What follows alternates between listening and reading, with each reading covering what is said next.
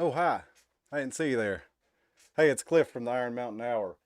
I wanted to let you know before we started this episode, I wanted to pop in and say I'm live right now, but the episode you're about to watch was recorded earlier today. So if you want to jump in the live chat, it's still going to have a live chat.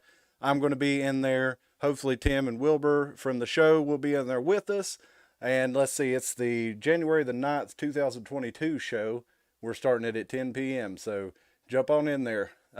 Before we also get started, I wanted to say real quick, if you're new to the channel, go ahead and hit the subscribe button, like the channel, like the videos, and share them around. That's the only way this thing's going to get bigger. We're growing more and more.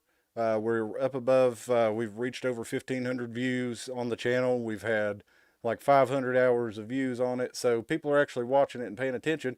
The next step is to get people participating in the conversation. So email us at theironmountainhour@gmail.com. I'm going to put that in the description. I've got a lot of the stuff that we talk about in the episode tonight in the description. So without further ado, I'm going to go ahead and hit that button and click the video from earlier today where we interviewed Wilbur Kilb of East Tennessee Designs. I've also linked his pages in the description. So go ahead and check that stuff out. And thank you for joining us again, and jump in that chat and mix it up.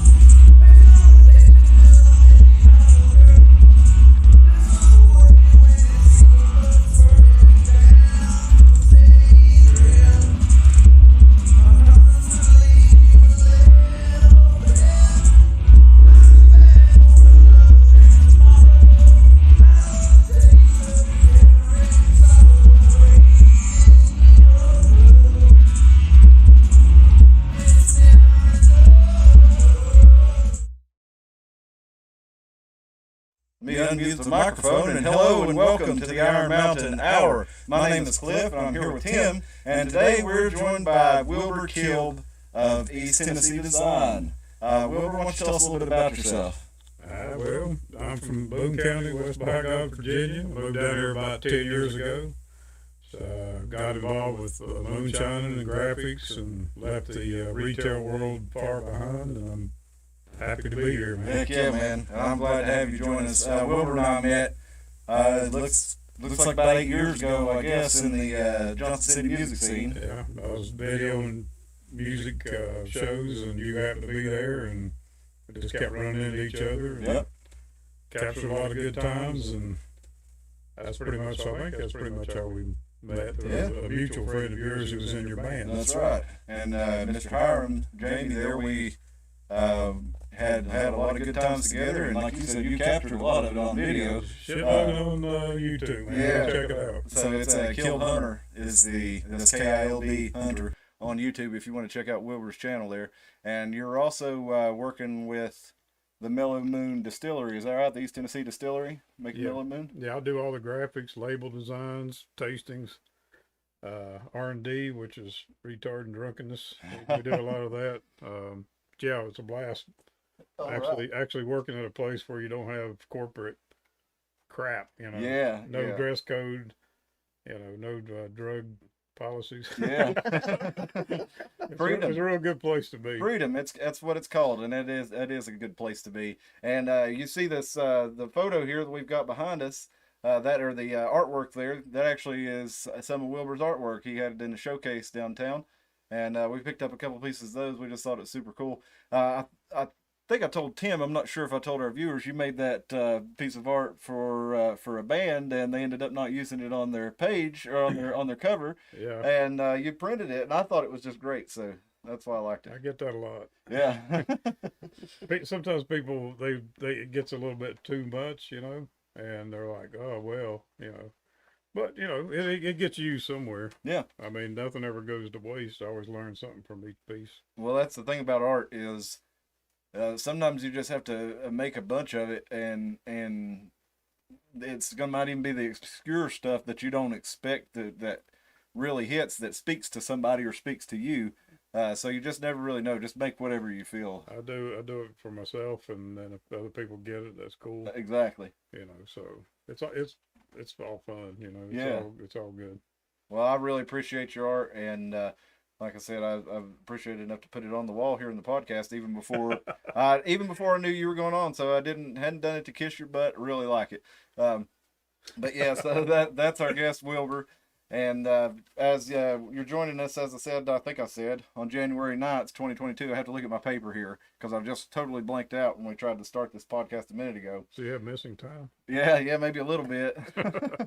You know what causes that, man? The video last week, we had some technical problems, so I thank you for jumping back on with us. I'm not sure what it was with the Skype repeating whatever Tim says. Some kind of gremlin between Skype and YouTube and my streaming system here, my broadcasting system.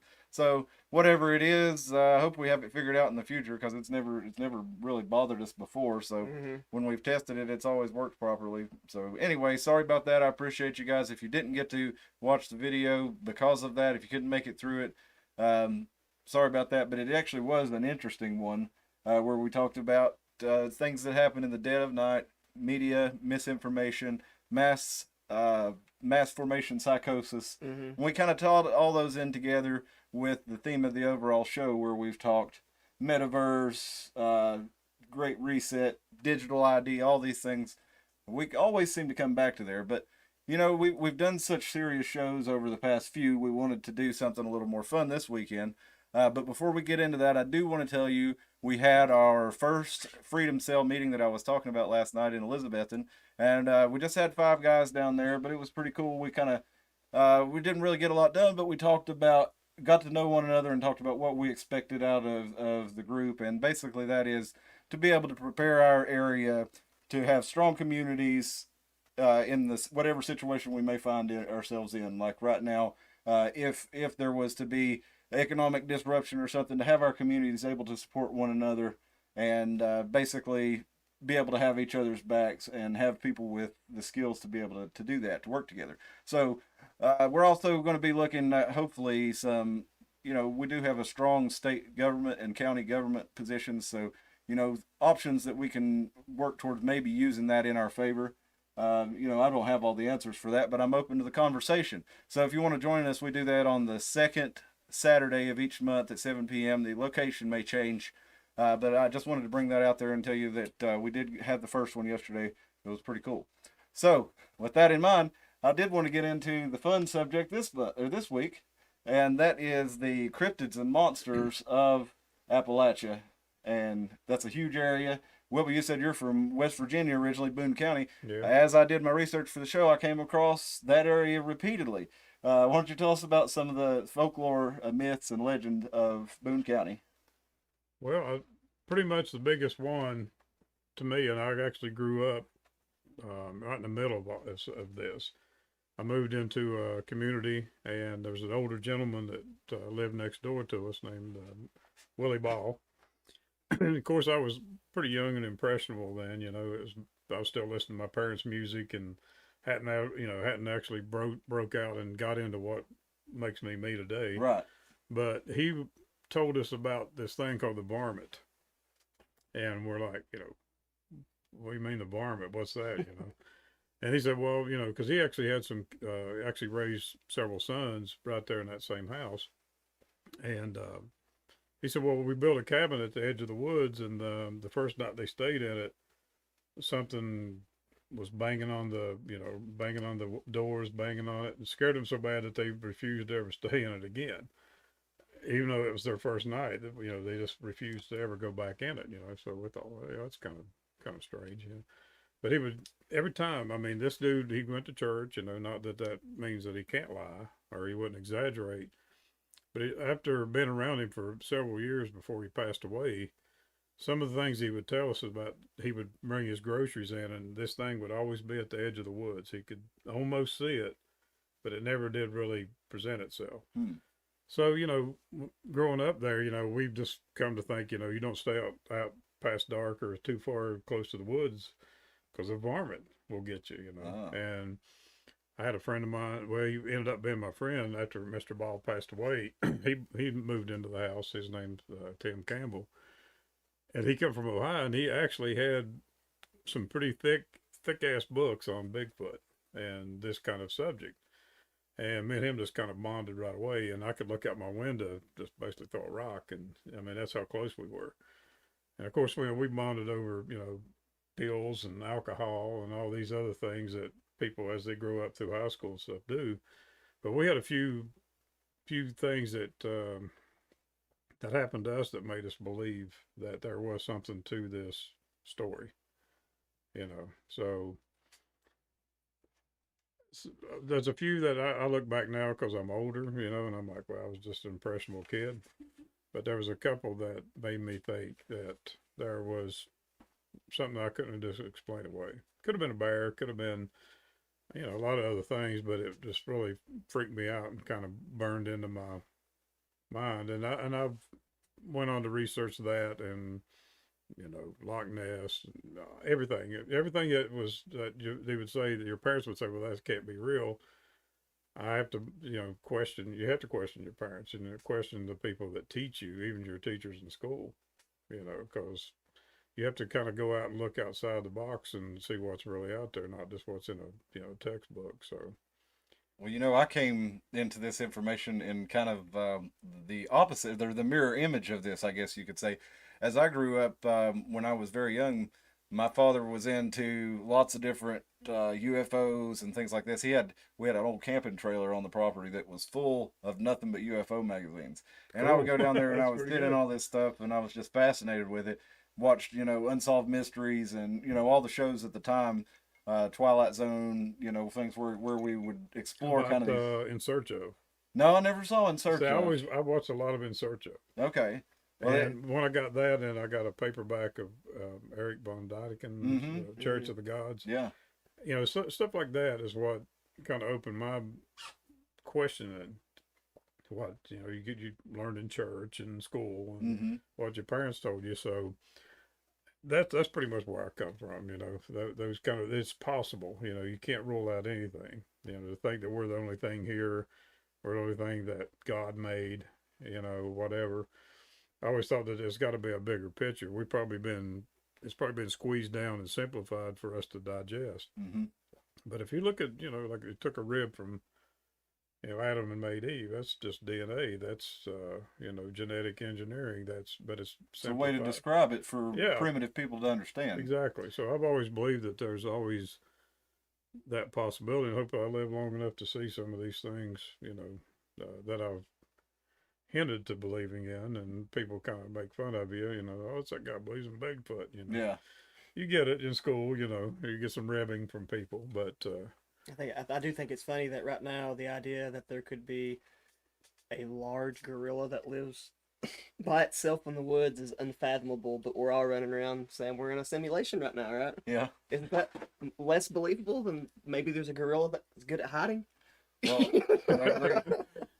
Well, I mean, I think bringing it back around to, I think I rebelled against when you said about being in school and people picking on you and things. I didn't ever experience this, but I kind of, as I said, I was brought up in a household where we kind of, this is the, we did go to church and everything, but this was my favorite album when I was like 5 years old. So we didn't have a whole lot of stigma on things like that in our house. And as I said, we had the material available. But when I got into, say, high school and stuff, I kind of ran away from all that stuff. I wanted to fit in with, I was playing sports and doing things like this, and I kind of ran away from that, I guess. Kind of a jock mentality. Yeah, I kind of went the opposite way and rebelled in a way that a lot of, people, the opposite from the way you did, I guess, and kind of tried to put it all behind me and said, no, I'm educated now, and I don't believe in all this And as you learn more about it, you find out that there's a lot of it that you have to really look at with a careful eye,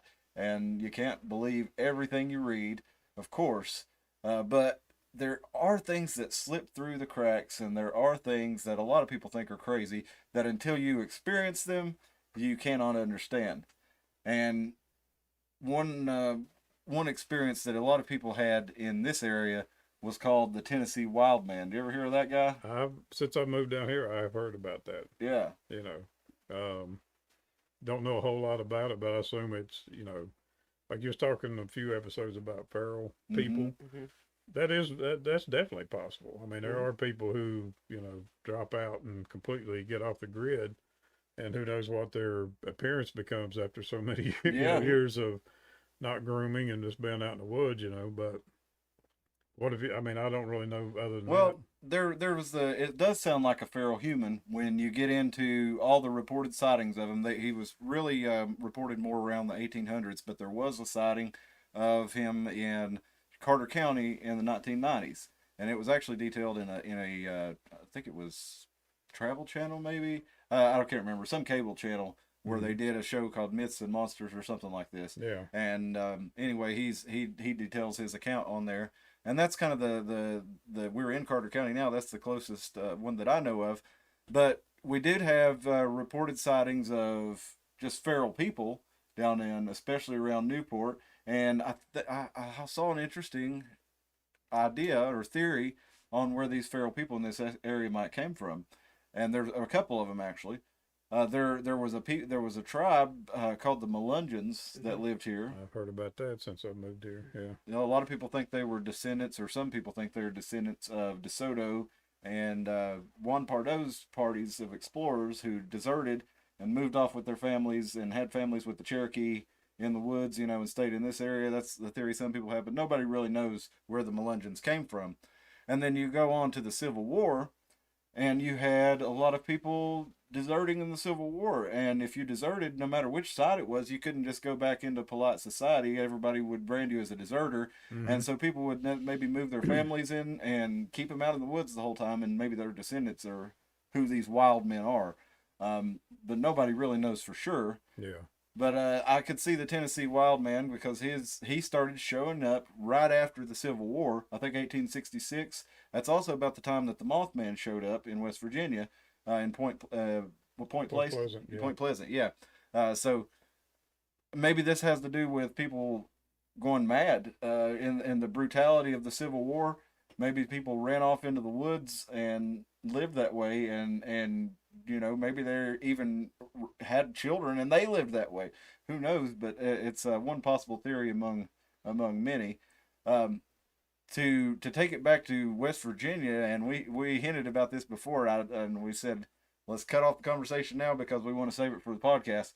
You were talking about this piece of art right here. It's probably kind of hard to see with the glare, but that's a Capewell horseshoe nail advertisement for the Cape. It's the horseshoe nail of the Rough Riders, and we brought up Teddy Roosevelt. Well, this next cryptid that has been spotted in West Virginia, and the Appalachian Mountains. I think this one was actually in Maryland initially, but all the way down to Georgia it was spotted and reported, called the Snallygaster. And this one was reportedly like a flying dragon, like a flying snake with wings, that reportedly would swoop down and snatch people, and then eventually ended up kind of just snatching chickens. So it kind of went, kind of scaled down. Yeah, scaled down, we'll say. But Theodore Roosevelt in the 1900s, he actually postponed, or was said to consider postponing, his trip to meet with the Weimar Republic, the head of the Weimar Republic, before World War One, as tensions were escalating in Europe. He was supposed to go over and visit, and he nearly postponed the trip because he wanted to go hunting the Snallygaster. And President Roosevelt was a noted hunter and adventuresman, and so were his Rough Riders. That's what they were, just a group of hard asses who hard charging, hard smoking, hard drinking sons of bitches who could ride the hell out of some horses, and were not afraid of anything, probably because of all the liquor and the testosterone flowing around. These guys were not only muscular and athletic, they were also smart guys too. A lot of them were Ivy League educated, and these guys were quite a force to reckon with. And he almost postponed his trip there to go after the Snallygaster. And It's a good word, isn't it? now I came across another one, the Whirling Wumpus. You ever hear about this one, or the Whirling Wimpus? No, I don't think Where's that from? This is the Tennessee one. Oh, really? Now this one kind of sounds like it's really, they really laid it on thick with this one, because it's supposed to be a small animal that it basically sounds like a Tasmanian devil, like really, really strong front paws, really small back legs, and it spins around and pulverizes its prey and causes a vortex which draws them in and liquefies them. And these lumberjacks. The first part, I was like possible, but then when you start talking about Yeah. forming vortexes, I'm thinking. Well, here's where they get this. That's a little Apparently, too the much. lumberjacks up on Tennessee and North Carolina border there have come up with a story to explain missing people who were disappeared without a trace, and then they found piles of sap. So they determined that it must be the whirling wumpus, who they can hear buzzing in the distance, and then they find these piles of sap. So that's why they've come up with this theory.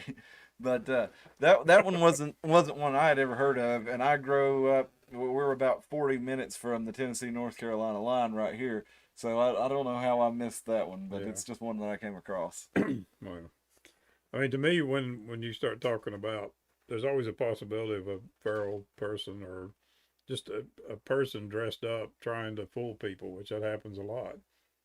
But when you start to look at the thing that's always got me about Bigfoot, Sasquatch, whatever you want to call it, is that there is some real science in there, especially in the footprints, where the bone structure, you'd have to be pretty damn smart to figure out how to fake tracks that, these bones and stuff are shifted.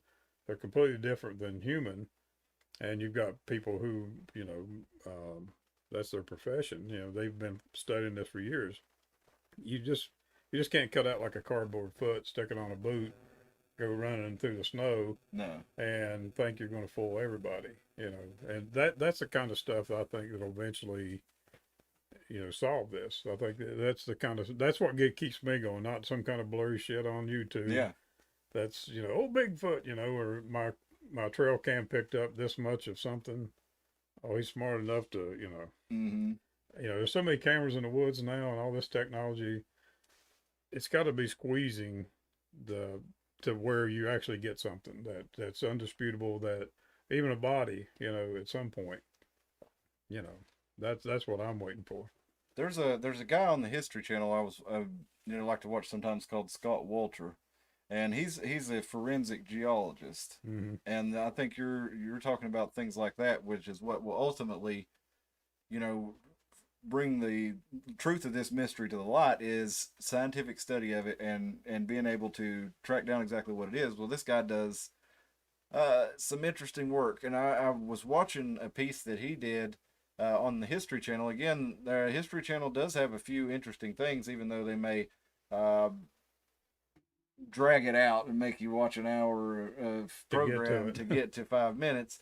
But Scott Walter in Ancient America, I think, or America Unearthed or something like that, that's a pretty good show for some of this information. And he did one on Judaculla Rock down in Silva, North Carolina. It's about 2 hours from here from Carter County. And this big rock down there they estimate the carving in it to be over 1,000 years.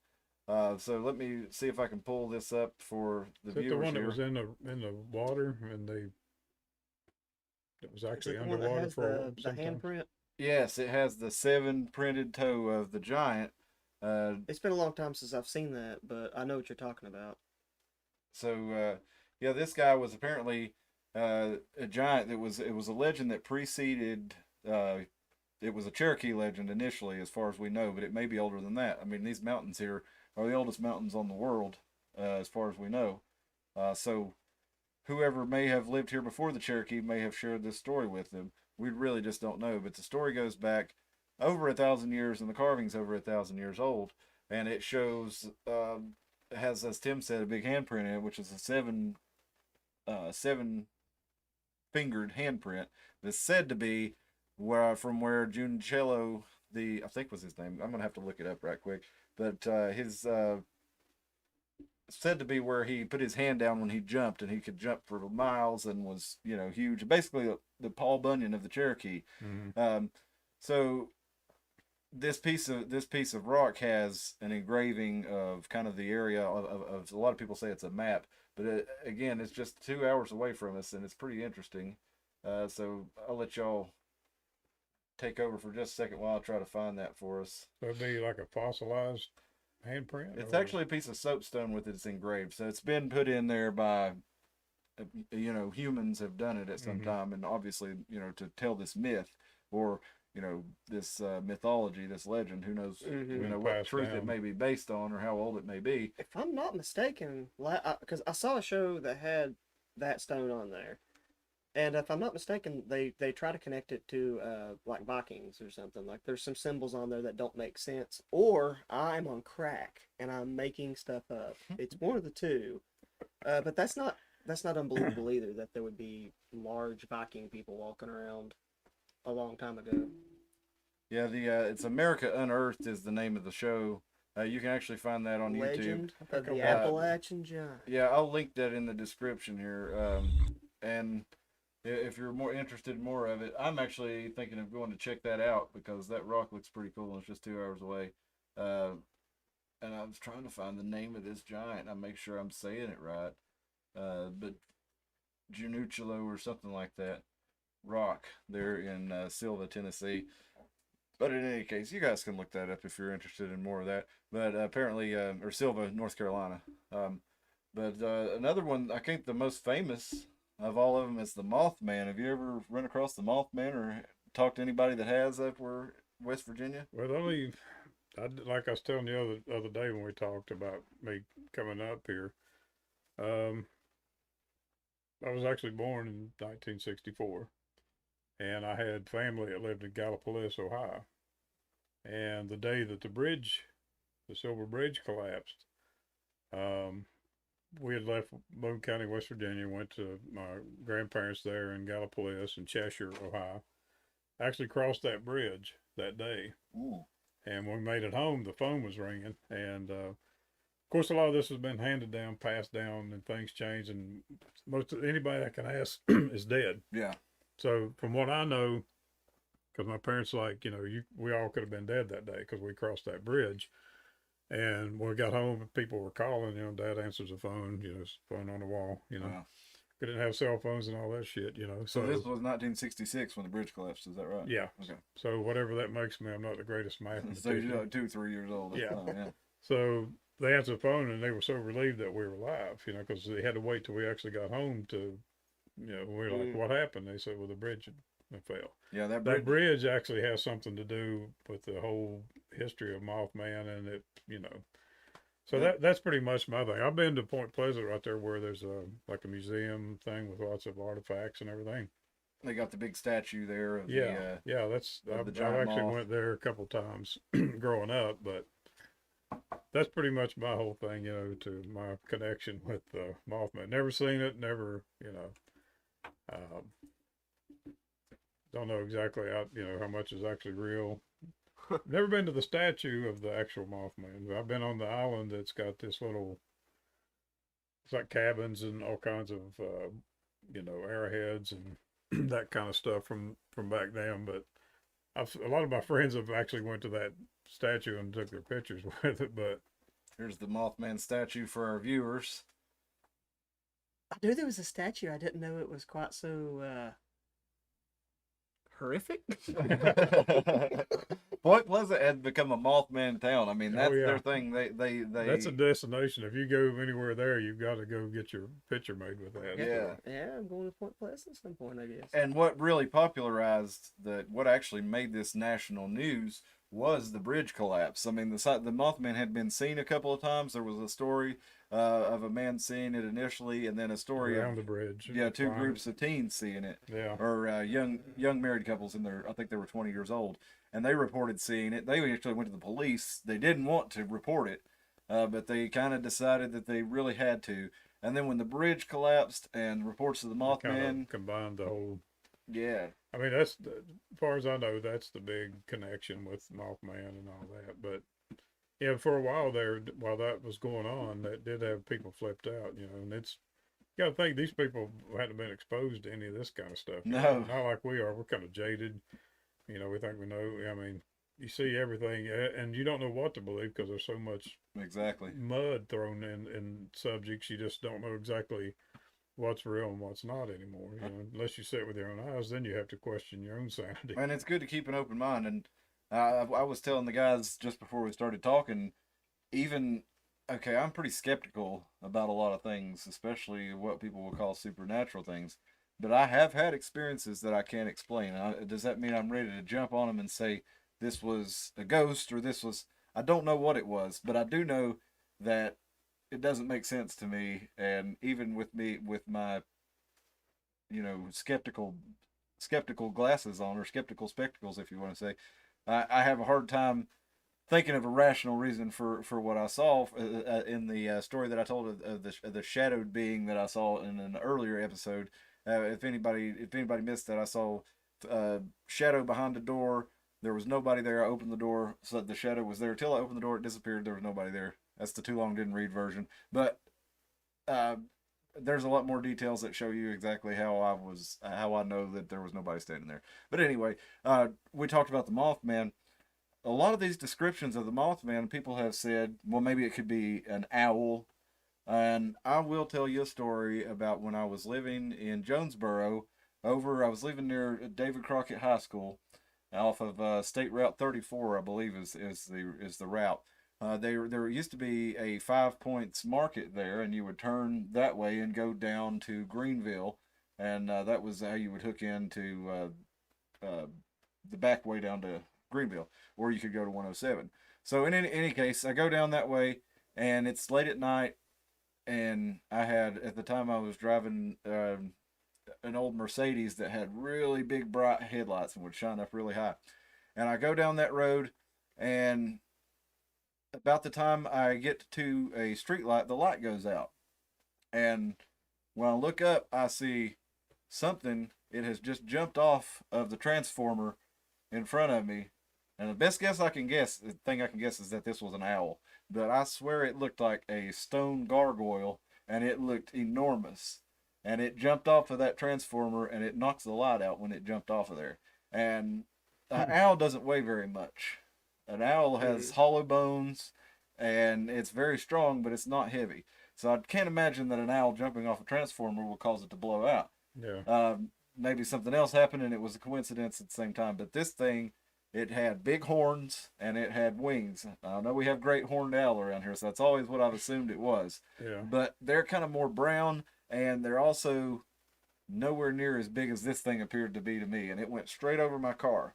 And it sounds a lot like what I've heard people describe as encounters with the Mothman. And I ran into this thing. This was back in about 2005, 2006, when I lived back that way. And it was before I really had heard anything about the Mothman. So even with my skeptic hat on, it's still hard for me to dismiss other people's accounts after I've seen something like that. See, that's the ones to me when we all grow up, we everybody's impressionable. I've seen things that I thought was like the thing's 7 foot tall, 400 pounds. Then kind of find out there's a joke being played on me by my cousins. They had a Bigfoot suit. And when they pulled it on me, I mean, seeing it from a distance, I was like, it was my cousin. He was about 4 or 5 and probably didn't weigh 90 pounds soaking wet. But the adrenaline, the excitement, I mean, for weeks, I was like, I was ready to fight people in school because there's like, Wilbur Blues and Bigfoot, So, but I was like, I've seen this thing. It's 7 foot tall, probably, 400 pounds. It's massive. And it was him. Once they finally pulled it, and we made a video. It's on YouTube. It's called Seek Old Bigfoot. It's got quite a few views. But I mean, we actually ended up. That's how infatuated we were with this, and it all stemmed from Mr. Ball talking about the varmint. We were. Thank you, sir. We were so, and that really led us every time. I mean, we went to movie theaters and actually watched the Bigfoot movie. Anytime there was any kind of thing on TV, like I said, that Leonard Nimoy thing, In Search of. Oh, is that what In Search of was? Yeah. I have seen that too. Yeah. I just didn't know that was the name of it. Yeah, that was his like little series that he did. And I mean, any kind of And that's why it was called Weird Wilbur, because anything that was strange, oddball, out of the ordinary, I just gravitated toward it. And that's how I was too. And there was a show with Jonathan Frakes in the '90s where they would show you. He's from Star Trek too. Yeah, He's from the Next Generation Star Trek. That was a good show, and it was kind of like, where is this a fake story or not? And they would give you, the scenario, and then let you guess, and then at the end of the scenario, they'd tell you, "Oh, this is a real story." But that was a cool one.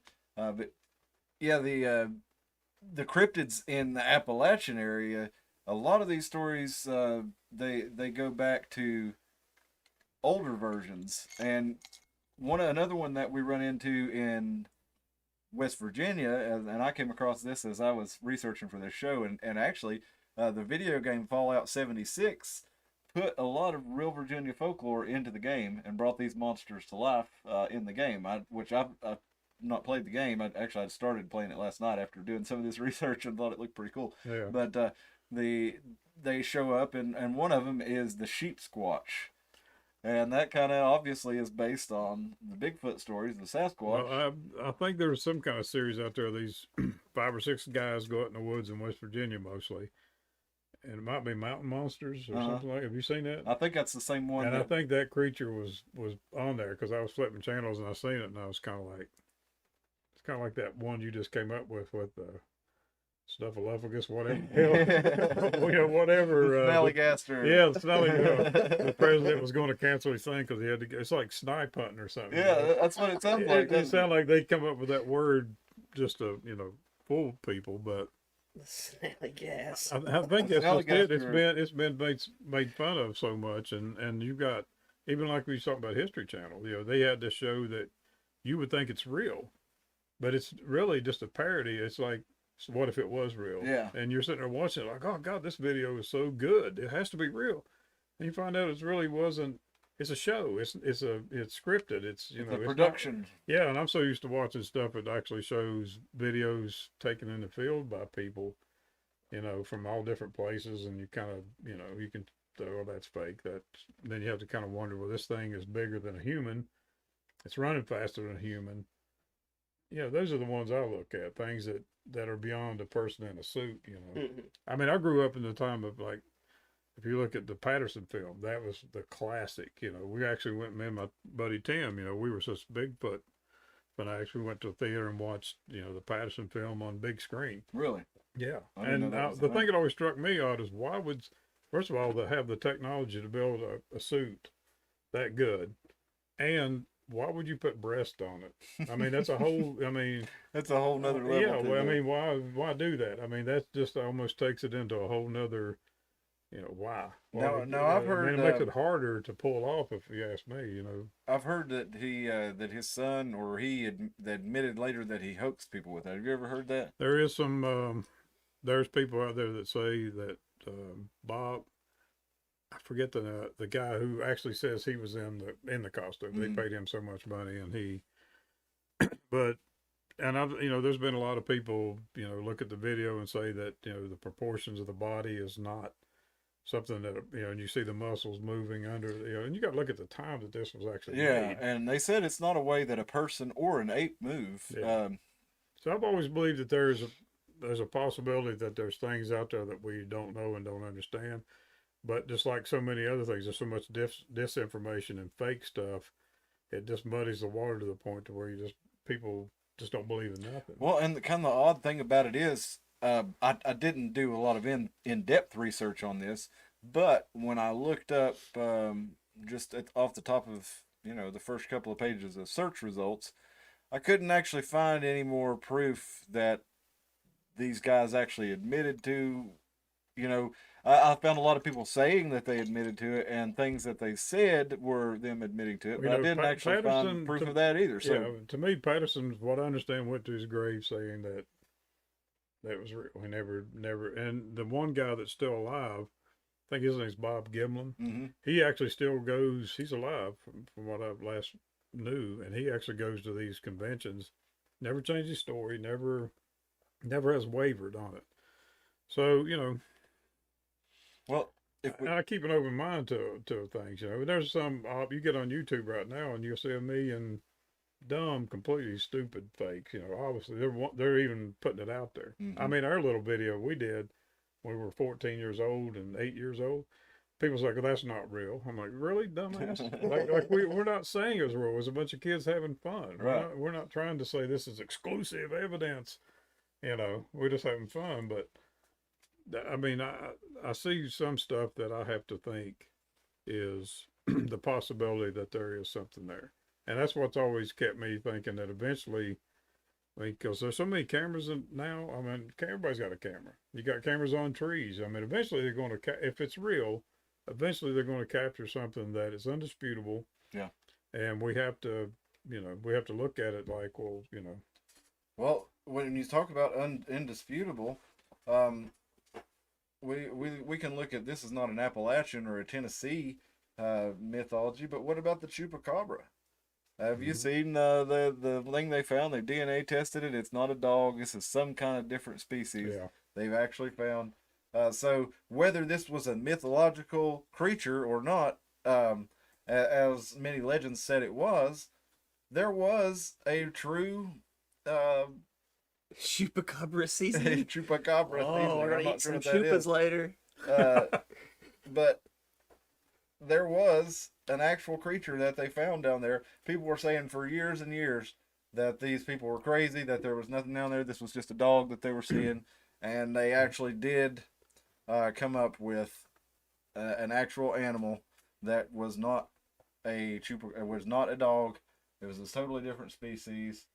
And Well, see, that's the thing that keeps me believing, because when you find things that, I mean, at this time you think we'd know everything except maybe what's in the sea.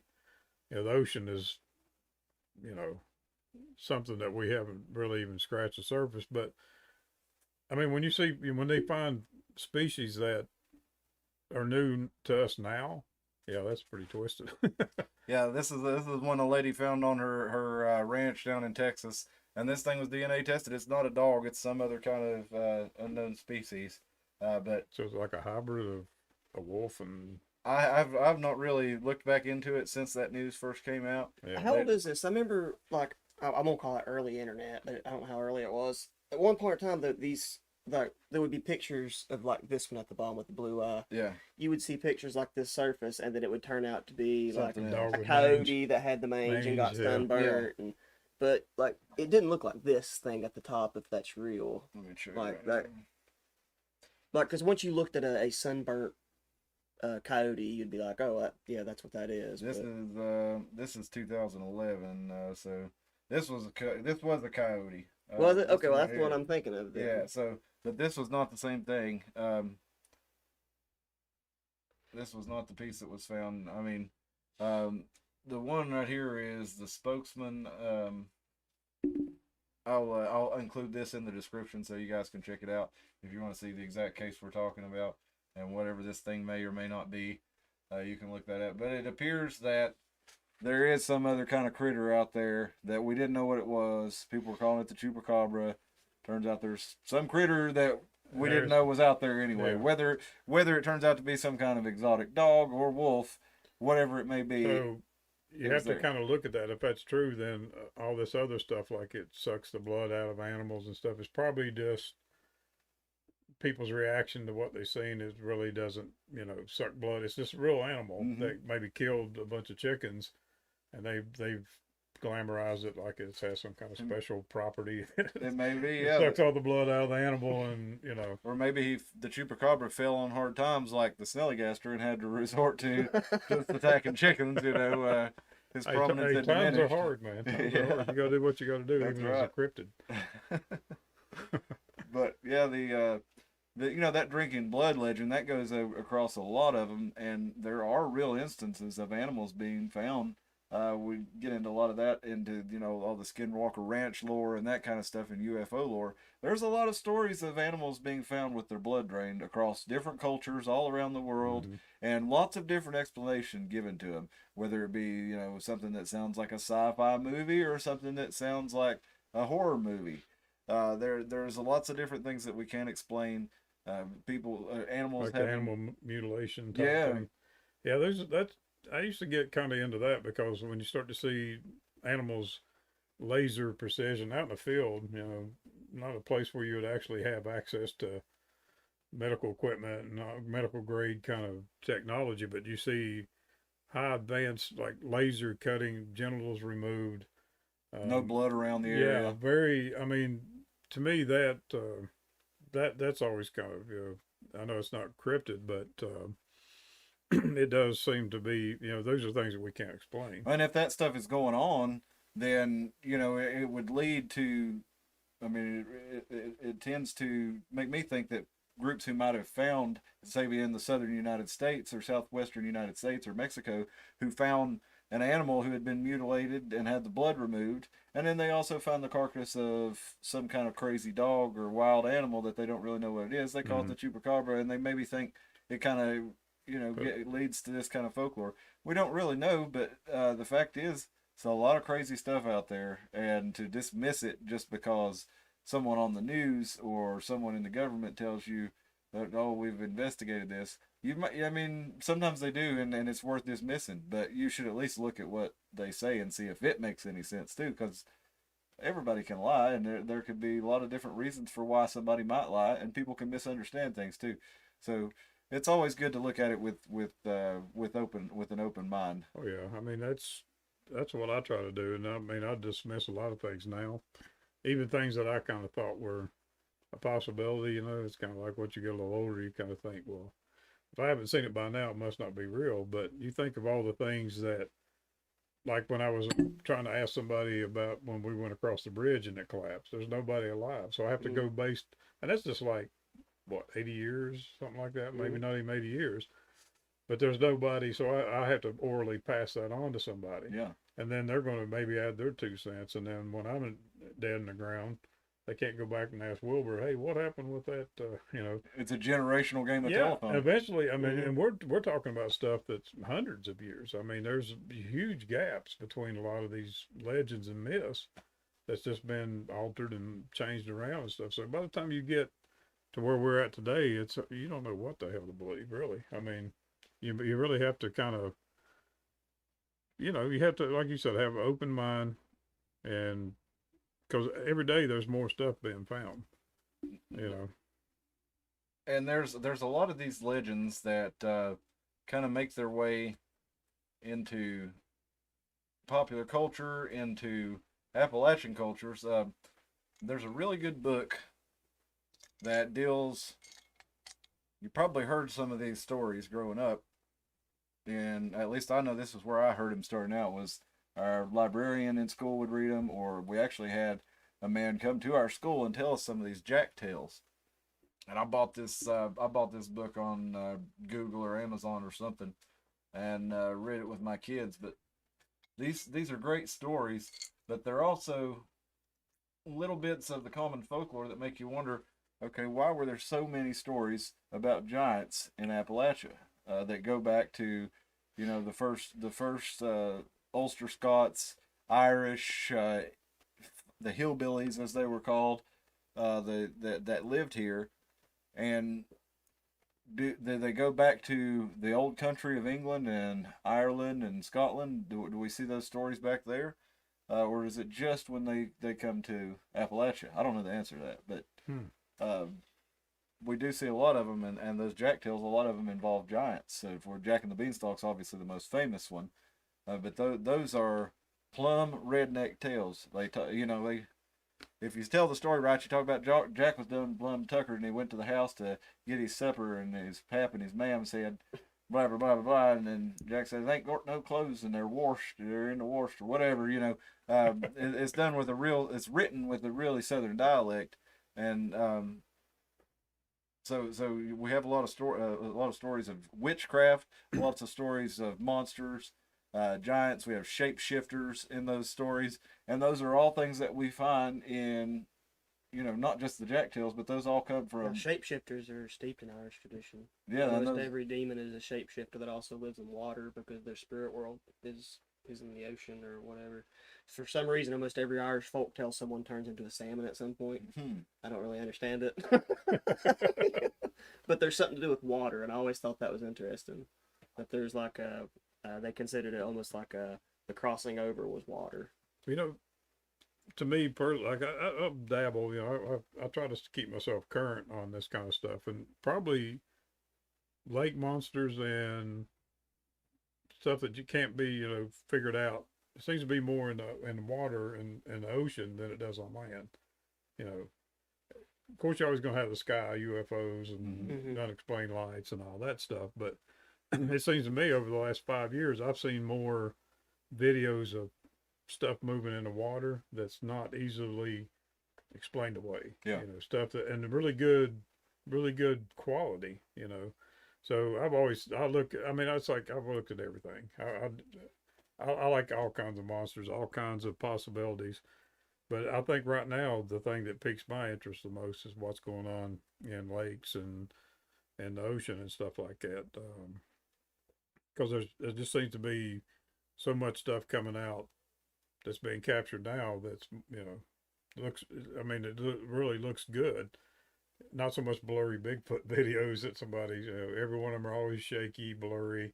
The ones that are too crystal clear are flat out pretty much bullshit. You can look usually at them and tell, tell yeah. that they're overdoing it, you know, really trying to overdo it. So, you know, whether it's the sky, water, land, you know, I try to look, you know, try to stay current on what's going on. And with all this technology we've got now, we're probably exposed to way more than we'd have probably seen in a lifetime back when we were growing up, you know. Yeah, because the word travels way faster and it comes from way further away and makes it to you. So, yeah, like you said, when we were kids, you kind of had what the kids around you had access to, and they had what the kids around, and you had information moving slowly through the pipeline. Nowadays, we have instant transmissibility from one end of the world to the other. It's really almost overkill. I mean, yeah. You've got so much, it's easy to, you know, don't know what's true anymore. That's true. And we can have this broadcast. I mean, this thing can be in Japan instantaneously as soon as I put this thing out tonight. And I should have mentioned on the broadcast earlier that this is not actually live. We're doing this in the afternoon, and we'll be on the chat live tonight. It's a little late for that now because we're getting towards the end of our show today. But we got a few more that I want to bring up, and I wanted to ask you if you'd heard of the Flatwoods Monster. I have, yeah. Actually, when we were talking about Mothman, I kind of thought about that because pretty close in, it's West Virginia and that area up through there. So, yeah, I think most people have kind of looked at that as more alien instead it of does look like an alien. And, you know, an actual animal. Now, according to the story, there was something crashed from the sky before the Flatwoods Monster was seen. Mm-hmm. It's like a Cloverfield sort of thing here. Well, this is a odd looking bird. It's it doesn't really. Okay. This right here will be the original. Let me blow it up for the folks here, because we're going to be in the lower quarter of the screen whenever I show this. So here's what's known as the Flatwood Monster. Let's see if I can. What was that? 1952. You know, history's too much. Yeah, 1952. Let's make sure we're picking this up for the folks. I don't think we are. We go to the different. Yeah, I've always thought that one looked very. We go to the different one. There we go. I mean, it could easily been an alien on the old Star Trek episodes, you know. I mean, yeah, like if that looks like a drone or something that fell to Earth, you know. Well, for some reason, my hotkeys are not working here. Don't worry, I'll describe it to the people back home. It looks like that go. thing that said Will Rogers. Doesn't it? Looks like right that back creature in. from like the old Lost in Space almost. There we go. Now we got something going, and that's the original one.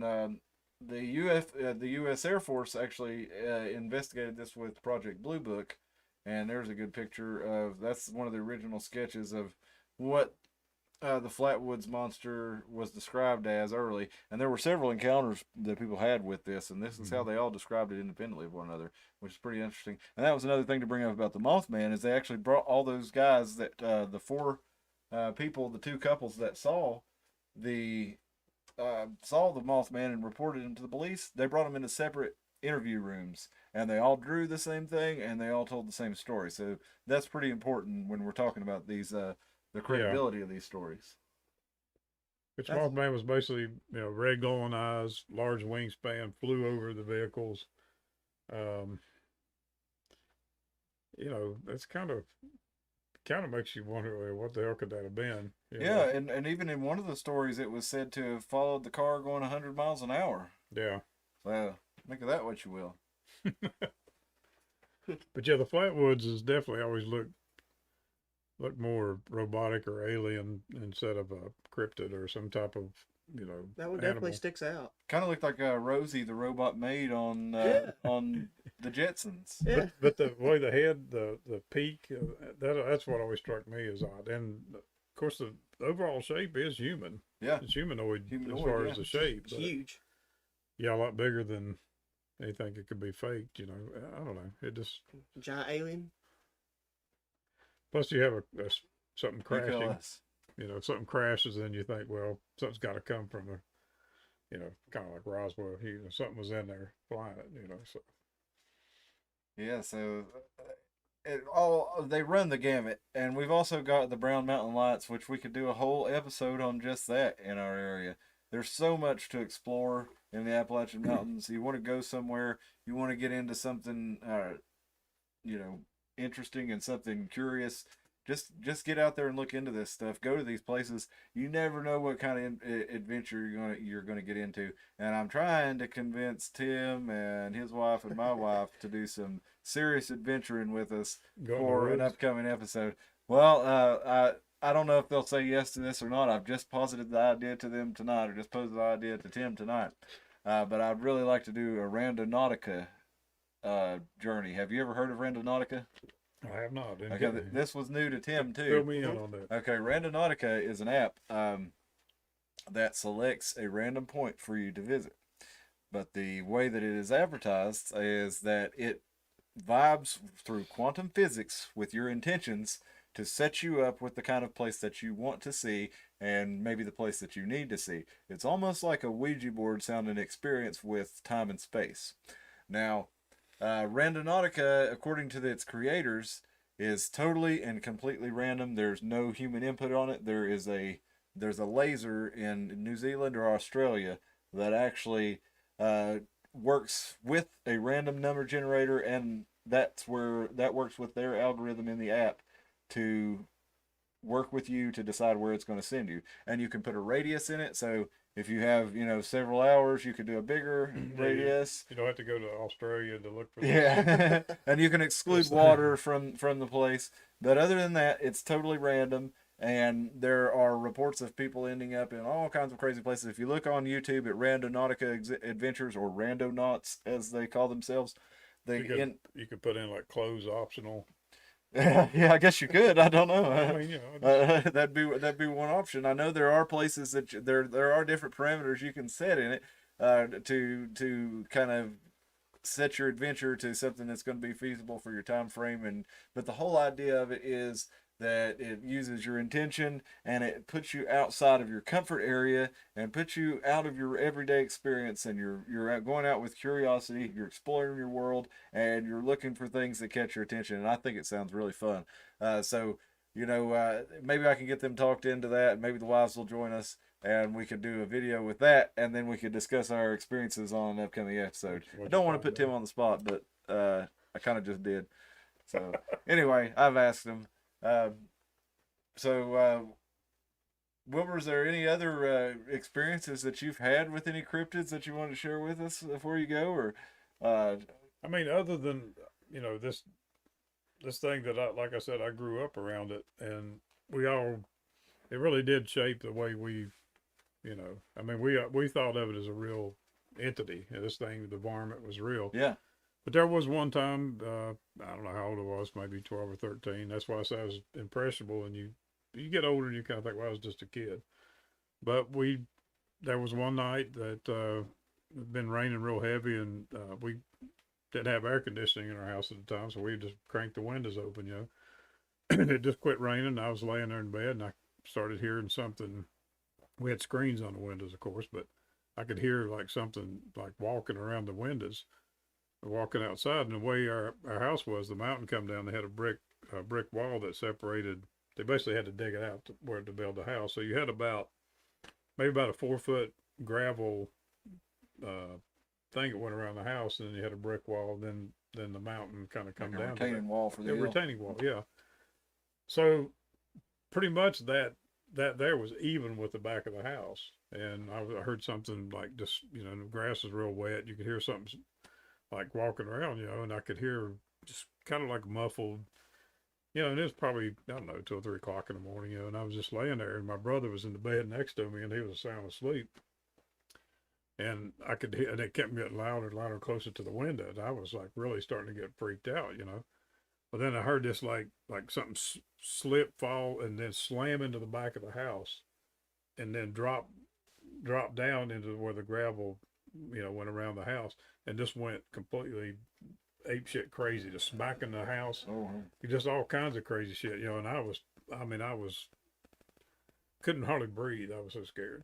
And then it all just got really quiet, and I could hear something walking on the gravel and past the other window, and that was it. And the next day I went out, and we had what they call asbestos shingles. They're like a hard, kind of shingle that was on the side of the house, and several of those were busted off and laying down on the thing. So I know something hit the house.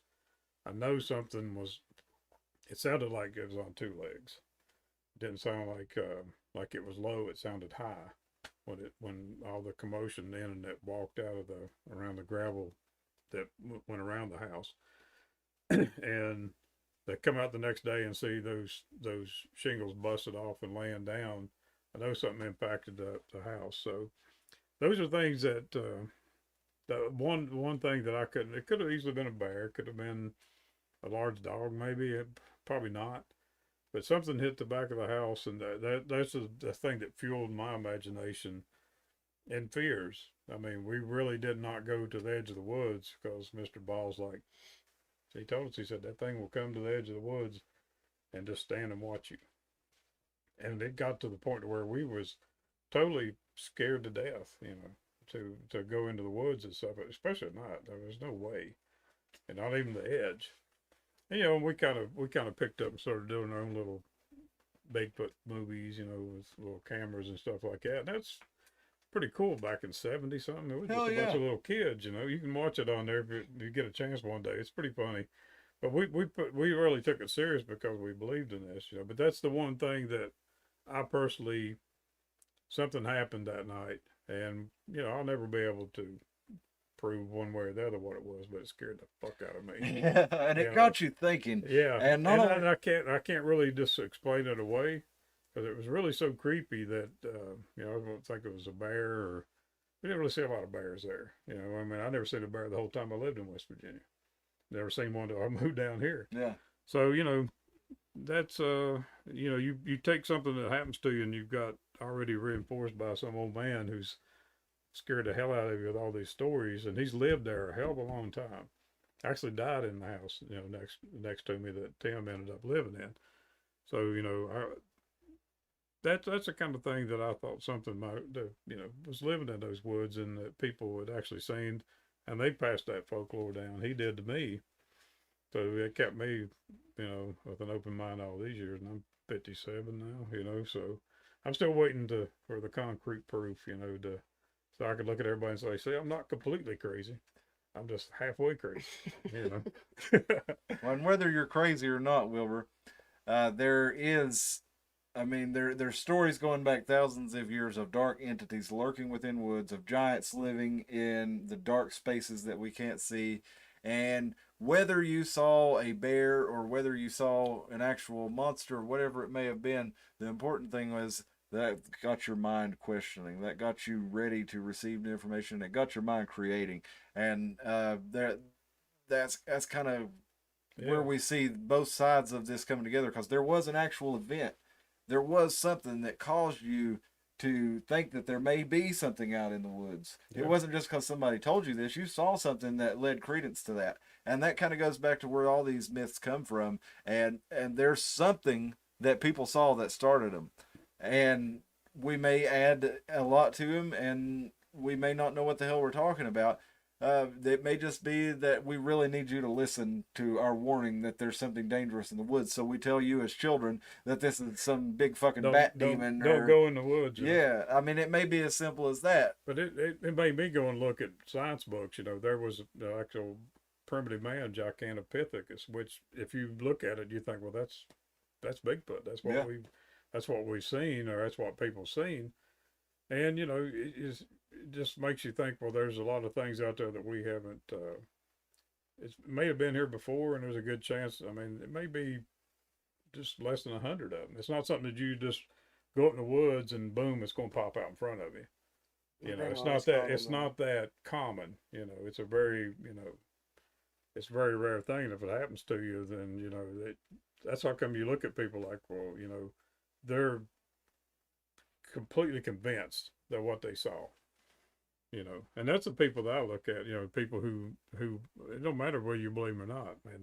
Their whole perspective has changed because they saw something. If we all three was out in the woods and something stood that was like 8 foot tall, 400 pounds, and come across the road, and we're staring at all three of us see the same thing. I mean, it's pretty much going to change all of our collective. Mm-hmm.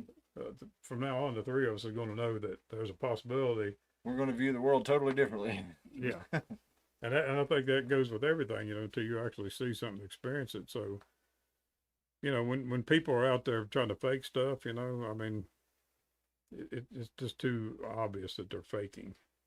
It's the stuff that makes you look at it and see, you're smart enough to know you can look at something and say, well, there's something, this seems too real. It's just, I couldn't go out and fake it.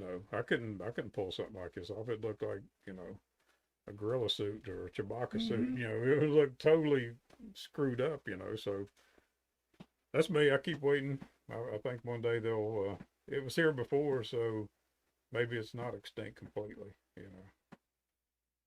My grandma would call it the booger man. The booger man, yeah. That's what she called him. She Go hunting boogers, She seemed to think that Bigfoot and the booger man were the same thing. She was from, she was from Maryland, and she was originally from here. My granddad was from Maryland. She went up there and got him, but they were like woods people.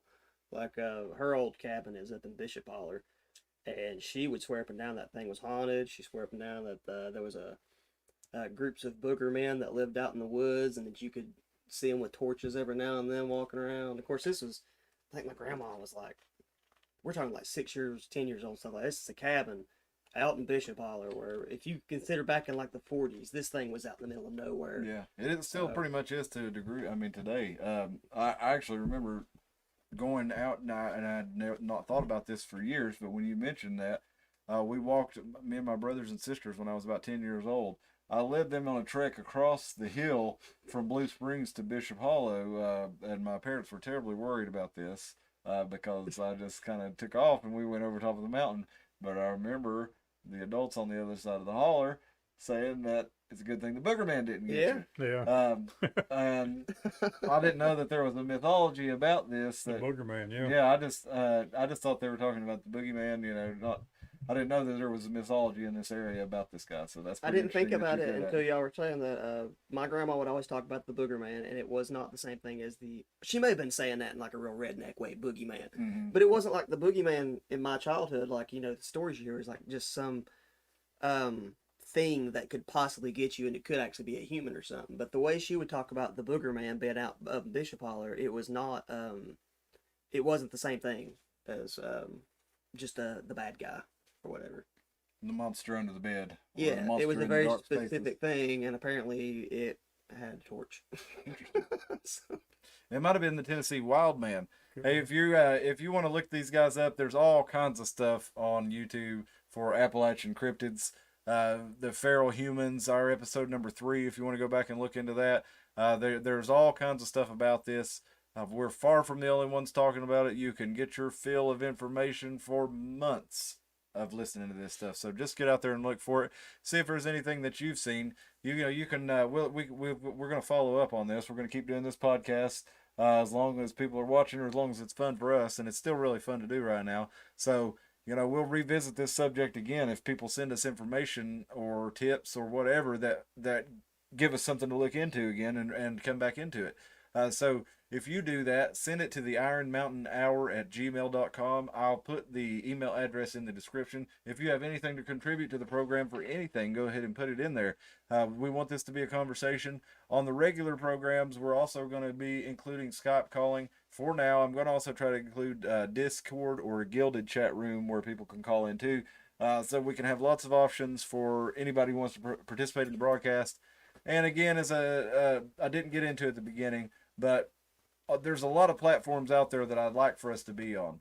YouTube is free. I can live stream for free. I can put high quality video out there. They have some rules about some things I can and cannot say, but we can kind of get around those if we're careful with our words. So I do want to expand to platforms like Rumble, Gab TV, what else is it? Odyssey. But these things, in order to get good quality streaming out there, they cost money. You have to pay for premium subscriptions and things like that. So I'm not sure if I'm ready to do anything beyond maybe going to Rumble right now, because I have to pay for the software that actually streams this out to multiple things. And the more sites I put on it, the more it costs me to pay for the software. And a lot of these sites, such as Rumble, such as Gab, you have to pay for premium hosting on them because they're small companies. They can't afford just to host everybody in the world for free. They're not subsidized from Pfizer and big tech and everybody else like YouTube is. So I'm going to be adding these channels as I'm able, but it's going to be kind of slow going while we build our audience. And eventually, if we can start to offer you some premium content that'll be worth paying for, then maybe we can expand to these other channels and we can move off of YouTube, because that's ultimately what I'd like to do. But for right now, that's where we are. If you would please subscribe, like the video, share it around to your friends, share it with anybody. Let's get this discussion going.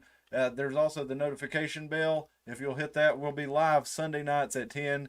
Again, this video is not live, it's recorded, but when we do a recorded episode, we're going to put it up there and stream the recording and be in the live chat and participating in it. So I'm hoping that Tim and Wilbur will be able to get with us in the live chat tonight. I'll be in there. I'll be of course you won't be seeing this till the end of the episode. So, but in any case, even if we're not doing it live, we're going to be in the live chat, and it's going to be a lot of fun. And we really want audience participation. So theironmountainhour@gmail.com. If you want to send us tips, if you want to correct us on anything and tell us we're friggin' idiots, whatever it is.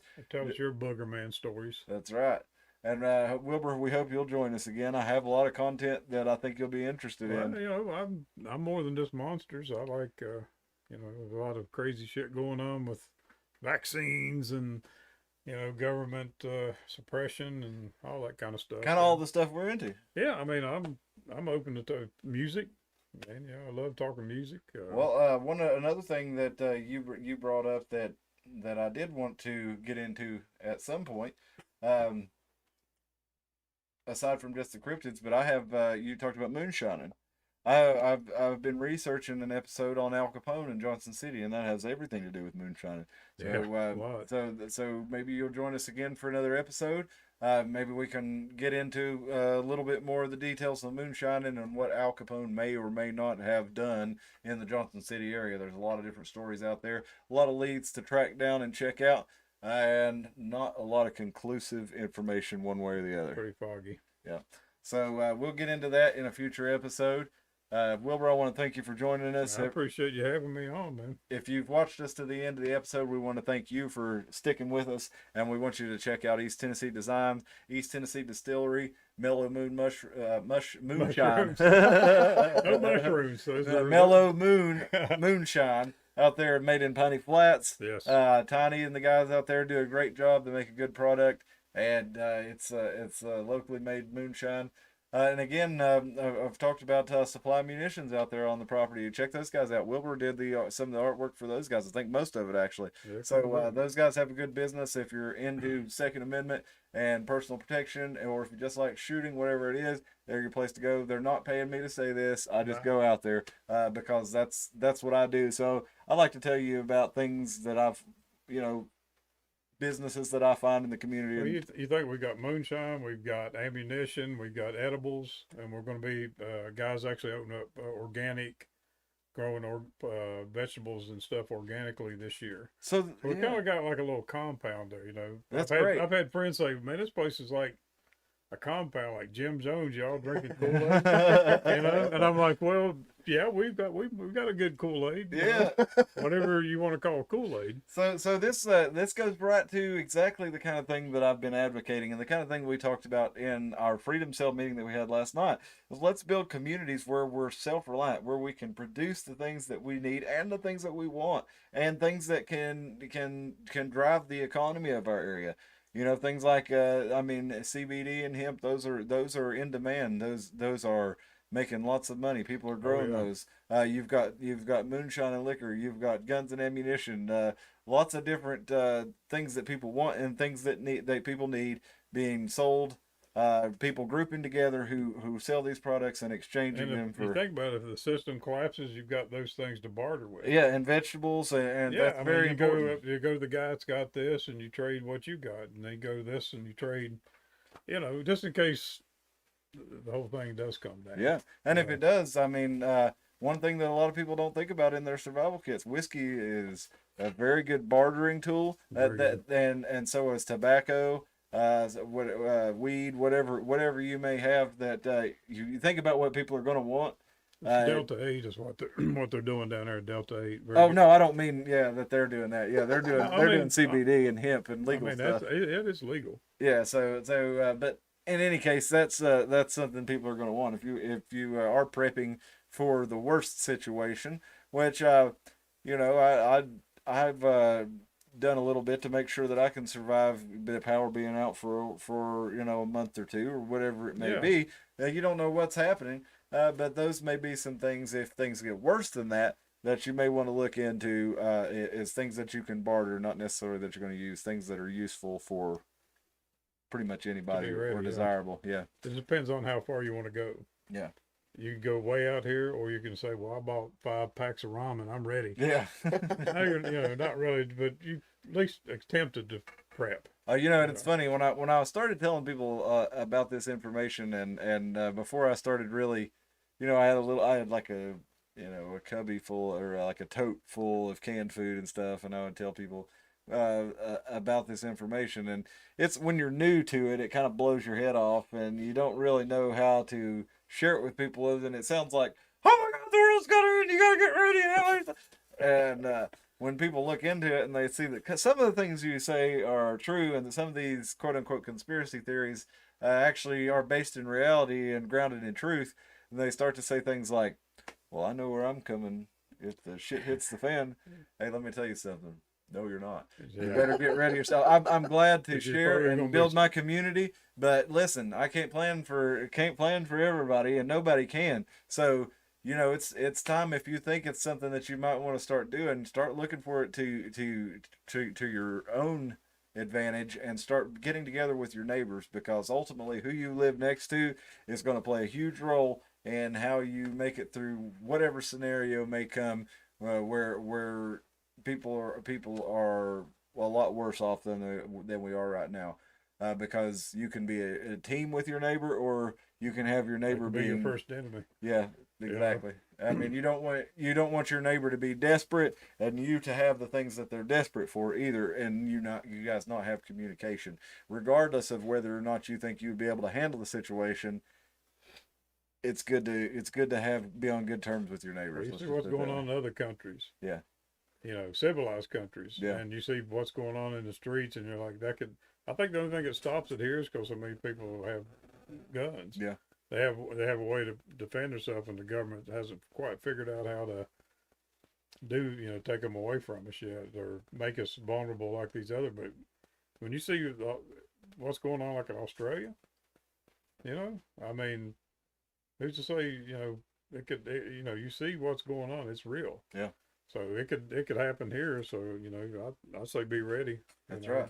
And if worst comes to worst, you're ready as you can be. And if nothing happens, then great. That's what we want. We want nothing to happen. We talked about that on several episodes. Eat good. You still got a lot of yeah. Yeah.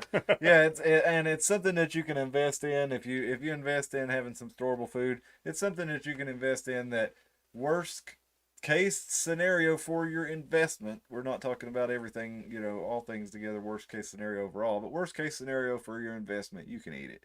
Yeah. Or if you got to buy ammo, you can go to the range and shoot it for targets, and it's fun. Yeah. So, let's not. I'm not going to go crazy or overboard or anything, but it is good to be ready for something that may happen or may not happen. Just look at Texas last year when their power went down for a few days.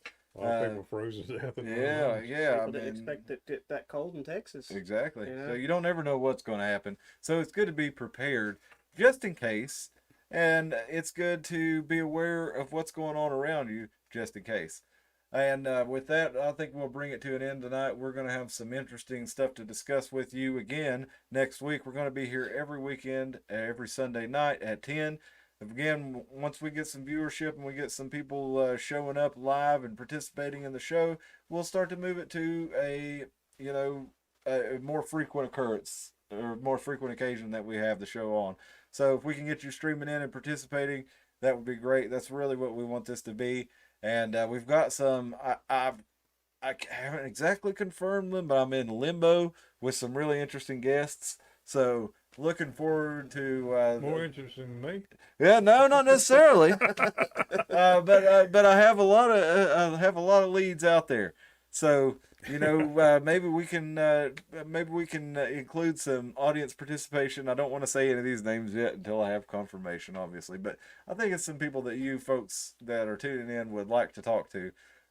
So maybe we can get them to do something like that, and we'll get into it into the future. But we really appreciate you sticking with us. Like, subscribe, hit the notification bell, share it with everybody around, comment on this video. Whether it's in the live chat tonight or the comments if you watch it after the fact. We'll be here every Sunday night at 10, and we hope to see you with us. And I thank Wilbur again for joining us. Thank you. Tim, Appreciate it. Thank you again. Thank you. And I thank you for joining us. Y'all have a good evening.